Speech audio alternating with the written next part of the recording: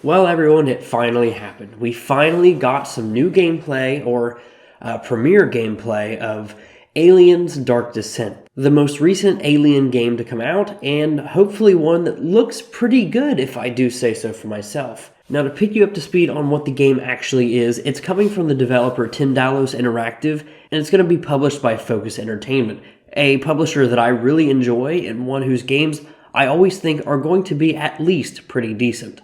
And this is actually their second Alien game coming out in the last couple years after Aliens Fireteam Elite, so really interesting to see how that's kind of coming together to be a pretty cool little partnership. But the Steam page says that the game is where you drop into the gripping journey of Aliens Dark Descent, a squad-based, single-player action game in the iconic Alien franchise. Lead your soldiers in real time to stop a new and terrifying kind of xenomorph outbreak on the moon Leth. Or Leth? I'm still not sure. But really, outside of the Steam descriptions and who the developers were, that's all I covered in the last video. And if you really want to look at the Steam descriptions, I'll have that previous video linked down below. But for right now, I think everything that we covered in that video, we're going to be covering here today in the actual gameplay, plus a lot more. We also have the release date, but we'll get into all that as we do our trailer breakdown. So without further ado, let's get right in. So first off, as we hop right in, we get to see, of course, Focus Entertainment, Tindalos Interactive, and of course 20th Century Games. So you know pretty much everything you need to know from that right there, who's making the game, as I've already said.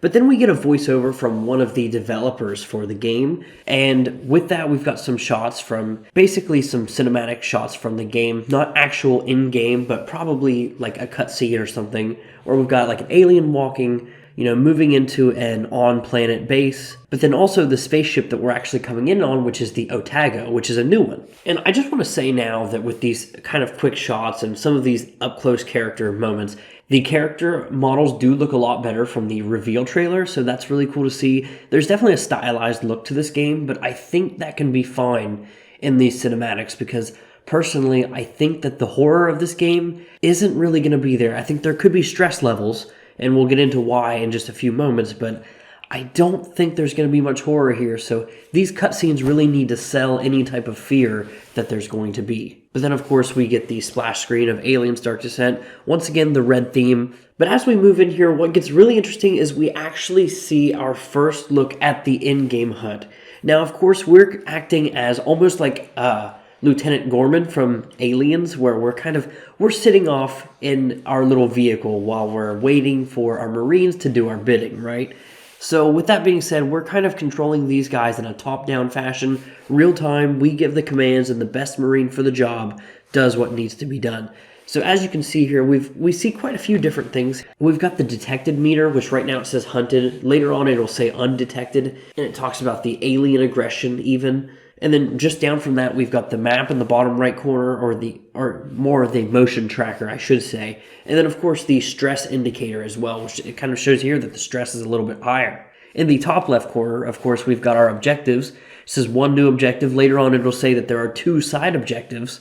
So that's really cool. And then, of course, we can swap through our followers. It seems to be that the player right now is playing on a controller. We've got with the D-pad, we can go through our followers, and then, of course, to reload, I assume that means for everyone, but maybe it'll have to be for individuals. Probably not, though. But then we've also got skills as well, so we'll have to get into a little bit of depth with what those are at some point. But breaking down the Marines at the bottom, as this is a squad-based game, we've got, 5 characters here, which may be the max, I'm not sure, but that seems to fill up the screen. That seemingly shows how much ammo they have, as well as, of course, their names, and that may be their health with the green there. I'm not entirely sure. It could also be their XP, like their skills, their level ups, and things like that, but that might be the white bar just above there. Once again, I'm not entirely sure. Continuing on, I think the environments actually look pretty cool. They don't seem to be super high detail, but considering we're seeing them from so far away, it's like seeing a low-resolution video on a small phone. It still looks really good. The next thing I really wanted to point out for the HUD was actually the resources it seems that we have at the top of the screen. It looks like this would be a situation where we're going to set up camp and kind of defend from waves of enemies. It looks like we've got the turrets, which is an iconic thing from the movies, of course, and then it looks like maybe ammo reloads or even tools to maybe, wire through some doors or different things like that. I'm not entirely sure. We'd have to see some of it in motion. But it's cool to see some kind of shared resource among all the members of the team. The actual gameplay itself kind of looks like, you're kind of telling the people where to go. And it reminds me a lot of, this may be a deep cut, but like StarCraft and Warcraft, those missions where you didn't have an actual base, but you were just Marines or people moving through the environment. And you had to, of course, keep your heroes alive. But other than that, you had to make your way through while maintaining these people's health and also the resources of, just your Marines, not anything to do with your actual base, which kind of seems what this game is really leaning into from someone who doesn't usually play these squad games. With the voiceover from the game developer, we get a little more lore details about why we're actually on the moon, and it says that it's an uprising of some kind, and that will kind of lead us into some of the enemies that we see throughout the trailer here. We do get to see, it looks like human enemies, which we talked about in the last video about how we also could have people go rogue and leave the team if the stress levels get too high. But then we also, of course, see the xenomorphs. And then there's also these weird other creatures or something that may be like a deep cut from like old lore or something that's not really like canonized or anything now, but it definitely could be a Weyland-Yutani experiment of some kind, which we know that's going to be a big thing because we see a lot of that on the floorboards in this trailer. But one thing that I love about Alien, and almost all of the movies and even games to some point capitalize on this, is that the corporations are always this, and like money and like profit are always the center point for greed and the evil in these movies. Like the aliens, they're bad because they're killing people, but they're not bad because they're like, oh, we're maliciously doing so. And I love that from sci-fi. Like they're the perfect organism, they're the perfect killing machine, but they're not doing it because they want to, they're doing it just because that's what they know. Up next, we actually get to see some of the in-game tasks that some of our Marines can like perform. One of which is, of course, blowing up an obstacle in the hallway. The other being cutting through the door, much like, of course, the second movie, Aliens. And with that, we actually do see one of the tools from the top deplete, meaning that we need to find resources to actually make our way through these environments. Another thing that I talked about in the previous video from the Steam page is that you're going to be able to make shortcuts through these levels for a potential next run or something like that. So perhaps if you don't have these resources, you won't be able to unlock a shortcut for next time. So you'll have to be looking out for that the next time around. Really interesting stuff, and I really enjoy that overall. And I hope the game capitalizes on it to its fullest extent. And we'll get into the map in just a moment as well. But of course, right before we actually get into the map image that I'm about to pull up, I wanted to actually look at this still right here, where we're finding someone who has been, nested up on the wall from one of the xenomorphs, basically to get a face hugger up in there, up in that joint, you know what I'm saying? And yeah, I don't know. I just can't help but feel like this is such a perfect way of doing this in a top-down isometric type of viewpoint, because look at the characters. Everything around them is dark. Their flashlights are the only thing showing any type of light. And even with that, you still are just seeing something so terrifying for a human to see in that moment. So I really, really, really hope that in the right moments, the gameplay can still show some of that horror, which is something I was really concerned about with this game. And then finally, I've said it enough, we actually have the map to look at. It looks a little weird at first, but it actually tells quite a bit. Now, we know that it's mission-based. It's, of course, not just one map or like any type of open world situation like that, of course. But this image here, this still shows us quite a bit, at least as far as the HUD's concerned. So first off, we know that there's going to be multiple floors. So as cool as this map may look, it's not like a small, quick little mission. There are multiple floors to go through. It also shows like our objective and our secondary objectives, as I previously mentioned. But then looking at the map itself, we also see kind of our perimeter as well as the viewpoint of our Marines, what direction they're looking in, it seems. And then once again, the alien aggression up in the top, set to basically easy at the time.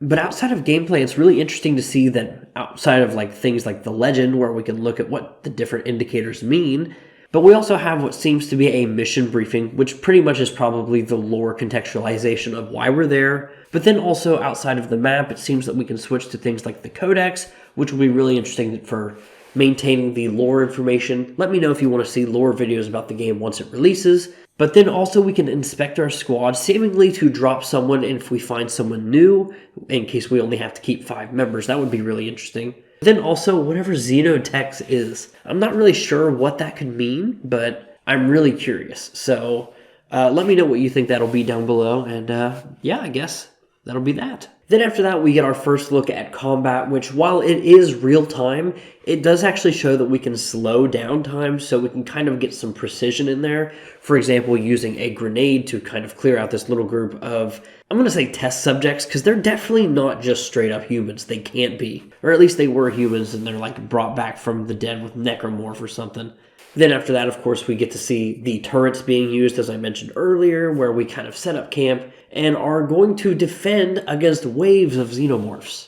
And while we get the voiceover that death is permanent in Dark Descent, which is, once again, really cool, by the way, and will make me want to play at the higher difficulties to get the most tension out of the experience, because that's what I'm looking for with Alien. I want tense all the time. One thing that it did throw me off a little bit as these xenomorphs are basically charging the turret line is that they grab one of the Marines and start dragging them away, which once again is really cool, except for the fact that it just looked a little weird with, they're getting gunfire at them the whole time, and they just grab one and take them away.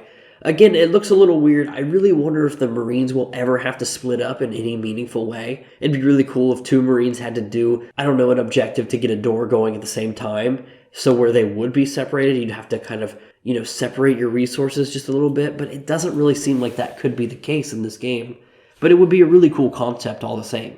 After this, we get a couple of screens and voiceover that pretty much goes over everything that we already know, talking about side objectives, as well as some imagery of locations on the moon that do look a lot like Hadley's Hope, in my opinion. Especially the neon lights from the earlier part of the game remind me a lot of, this is going to be a really bad throwback, but Aliens Colonial Marines did a really good job of showing not what Hadley's Hope should look like, if I'm being honest, but what it could have looked like on the outside had there not been some kind of explosion going off. But then eventually we get into a new screen where we're actually at our base of operations. And once again, there's quite a lot to unpack here. We can look at different weapons from our main weapons. We've got the pulse rifle, the smart gun, weapons that everyone should know at this point, plasma rifles, heavy pulse rifles, the service pistol, revolver, SMG, shotguns. But then at the top, outside of just the workshop, we also have the barracks, which presumably is where we're going to choose which Marines we take on the missions. We've got the command deck, which who knows what that means. Maybe that's upgrades. We've got the medical quarter. Maybe that's where Marines go to kind of recover after a mission. We do know that mental status is something that's super important in this game. So perhaps there's where they go to kind of unwind a little bit. And then we've got the lab, which once again, that very well could be upgrades as well. On the right side, we've got the same resources that we saw before, so maybe we can store more at the base of operations, but send out so many with the Marines when they go on their missions as well. But getting into the nitty-gritty, which if you're watching this video, this is what you wanted out of this video, this explainer, we actually get to see some of the Marine upgrades and kind of traits that go along with them. For instance, we can see how much health, which it seems that it's only in segments, which is really interesting to me. It's not going to be like, oh, this guy has 50 health. No, this guy has 9 segments, for instance. But they also, all summed up, we have like this guy has bravery of 25%, armor of 2, and accuracy of 40%. But then looking around the rest of the screen, you understand why these things are. For instance, he has poor eyesight, which is really sad for this guy. He really just needs to wear glasses. So his accuracy is actually reduced. But then as far as upgrades go, we see that he does have honor ribbons, which increases bravery. Also the radio and advanced radio backpacks, which increase his command points. And then also regenerate those command points even faster. Now, command points, what exactly those are, perhaps those are how we use abilities. But once again, that's not entirely clear at this point. But we do also see that this Sergeant, Titus, has a level and also a mission count. How many missions he's been on. Not simulated, of course. But very interesting to see that we can micromanage these guys down to such a minuscule amount. But really, that's everything from the gameplay of Aliens Dark Descent that there is to know. We get some shots there at the end which look really good, mind you, but there's nothing crazy new. There's good stuff to see there. And while I think some of the smoke effects look a little weird, I think it fits all in all within what it is. But finally, on the final flash screen, we get the release date of June 20th. Now, of course, I'll be playing on PC, but where you can actually play this game is, well, pretty much anywhere you want, unless you're a Nintendo fan. You can play on PlayStation 5 and 4, Xbox Series X, S, and even Xbox One, and then of course PC. So once again, unless you're playing on the Nintendo Switch, you're basically left in the dark. But that's going to have to be it for this video. I know it's going to be a little longer, but I really like going through these details, and I hope you enjoyed it. If you wanted the more minute-to-minute stuff of what the game promises with the store page, check out my other video that I will have linked in the comments or the description, wherever I remember to do it. But yeah, if you like these type of videos or want to see reviews from things like the Dead Space remake or Sons of the Forest early access review, consider subscribing. Thank you so much for watching. Goodbye.